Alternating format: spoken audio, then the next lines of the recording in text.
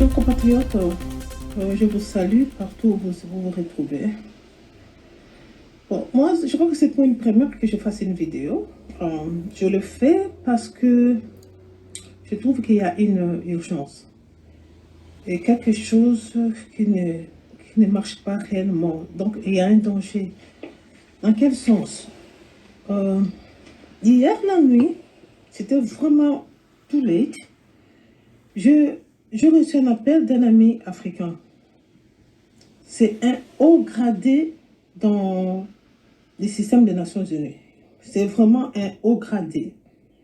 Alors, ce monsieur m'appelle pour me dire ceci. Il me dit, c'est pas panafricanisme, c'est parce que lui, il est fils du continent, qu'il il est obligé parfois, il se révolte au fait. Il m'a dit, tu sais au moins que la MONUSCO n'est pas là pour votre intérêt. Je dis, ben je sais. Il a dit, bon, il y a quelque chose maintenant que la MONUSCO est en train, il est complice d'une opération dont je tiens à t'informer. Alors, il faut que tu le publies à ton peuple. J'ai dit, ok.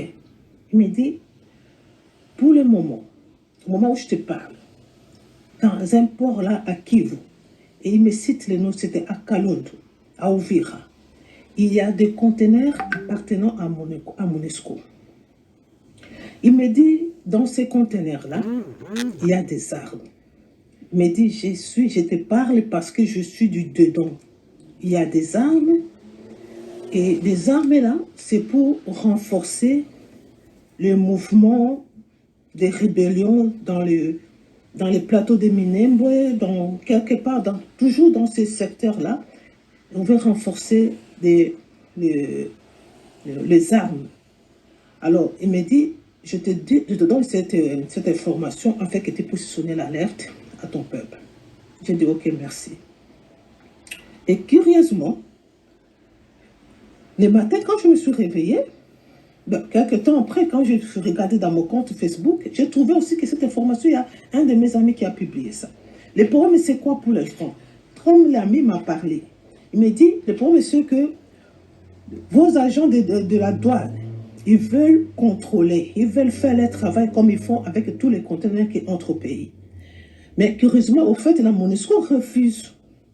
On ne sait pas pourquoi la MONUSCO refuse. Donc, la MONUSCO refuse pour qu'on puisse faire les contrôles normaux comme d'habitude.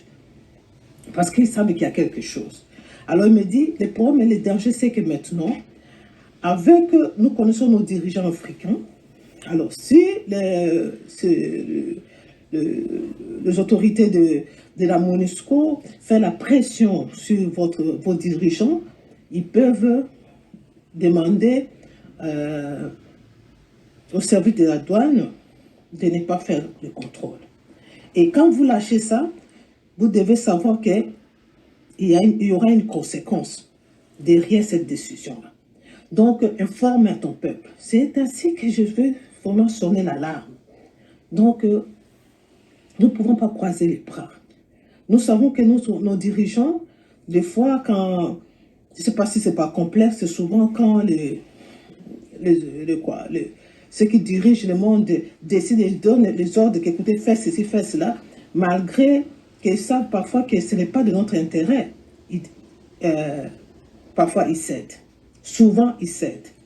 Alors, vous vous souvenez, chers amis, en 1996, lorsqu'il y a eu l'évasion rwando-burundais-ougandaise, les systèmes des Nations Unies, les organismes qui travaillent avec les Nations Unies, ils ont contribué massivement à transporter les armes et munitions. Et cette opération a dû faciliter la rébellion d'une manière incroyable. Pourquoi? Parce que toutes les armes, toutes les munitions, ils étaient déjà implantés dans la région de Kivu. Et ils n'avaient rien à faire, ils ne pouvaient qu'avancer. Donc moi là, je suis venu juste pour vous rappeler qu'il y a ces dangers et nous ne pouvons pas croiser les bras.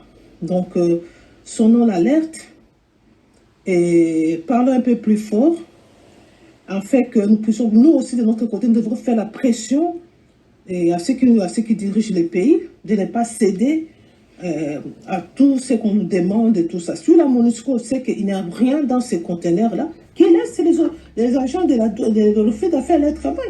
Pourquoi ils refusent? Pourquoi ils refusent?